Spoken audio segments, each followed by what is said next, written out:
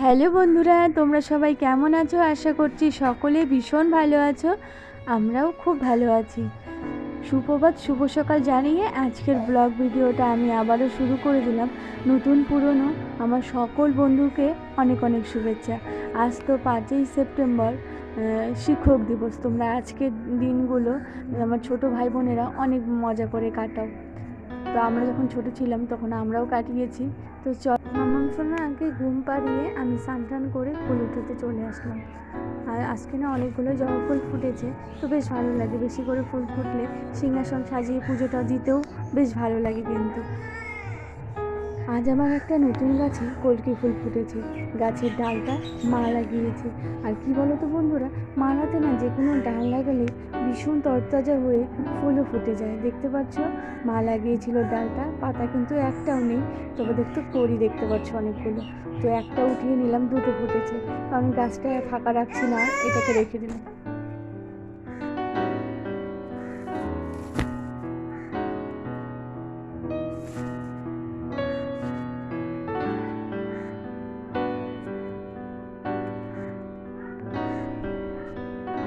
সাদা ফুল নিতে চলে আসলাম। এত বড় বড় গাছ দেখতে পাও। অন্য অন্য গাছে কী হয়, গাছ ভরে ফুল ফোটে। তবে কী বলো তো, এই গাছটা না ওই যখন বৃষ্টির সময় তখনই বেশ ফুল ফোটে। এখন ওই 2টো 4টে 5টে করে, তো এরকমটাই ফোটে। গাছটা কিন্তু অনেকটাই বড়, দেখতে পাচ্ছ। আমি গামছা মাথায় দিয়ে নিয়েছি, কারণ আমার আজকে মাথাটা ব্যথা করছিল, তো তার জন্য। তো সমস্ত ফুল ওঠানো হয়ে গেছে, আর এই দেখতে পাচ্ছ, আমাকে দেখতে পাচ্ছ। তো চলো, আমার চোখ মুখ কেমন দেখতে পাচ্ছ। মাথাটা না সকাল থেকে ভীষণ ব্যথা করছিল, আর তার জন্য গামছাটা মাথায় জড়িয়ে নিলাম। আর কদিন থেকে কী হয়েছে বলো তো, এত যেহেতু ঘুম ঠিকঠাক মতো হয় না, ওই দেরি করে ঘুমানো, আবার সকাল সকাল ওঠার ঘুমটাও ঠিকঠাক মতো হয় না, তার জন্য না মাথাটা অনবরত ব্যথা করতেই থাকে।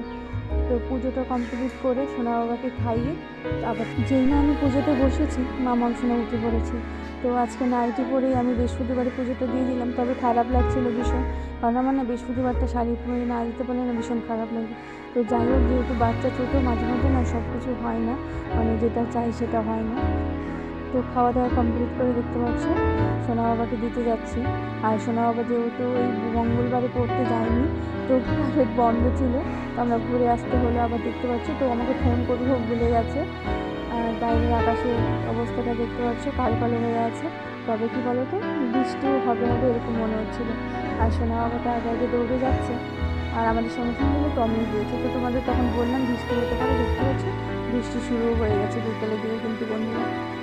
আর আজকে ভয়েসটা আমাকে সকালে দিতে হচ্ছে, কারণ রাত্রে আমি একদমই পারিনি ভয়েস দিতে। তো সকালে ওই বাইরে কাকা করতে পারছে, তোমরা আশা করি শুনতে পাবে। আমার ভয়েস দিচ্ছি যেহেতু বাইরে, তো তার জন্য। আজ দেখতে পাচ্ছ এখন বাজে 10টা রাত্রি। তো মাম্মাম সোনাকে ভেবেছিলাম নিয়ে যাব, তো রেডি করলাম, ঘুমিয়ে পড়লো। আর এখানে সোনা বাবা তোমাদের দাদাভাইয়ের কাণ্ড দেখো। ও হাফ প্যান্ট পরে আর গেঞ্জি পরে চলে গিয়েছিলো, মানে যে গেঞ্জিটা দেখতে পাচ্ছ। ও বলে বাড়ির সামনে, আবার নিজেদের বাড়ির মতো। তো ও এরকমটাই, ও হাফ প্যান্ট আর গেঞ্জি ভীষণ ভালোবাসে। তো আমি তো রেডি হয়েছি, সোনাও হয়েছে। তবে তোমাদের দাদাভাইয়ের দিকে তাকালে আমার ভীষণ হাসি যাচ্ছিল। তো হাফ প্যান্ট পরে চলে গেছে। আর দেখতে পাচ্ছি চলে আসলাম। আজকে আমাদের এই ফুচকু সোনাটা অন্নপ্রাশন ছিল, মহাপ্রভুর ভোগ দিয়ে করেছে। তো দেখতে পাচ্ছ, একটু শেয়ার করলাম তোমাদের সঙ্গে, আর খেতে বসে গেছে। সম্পূর্ণ শেয়ার করতে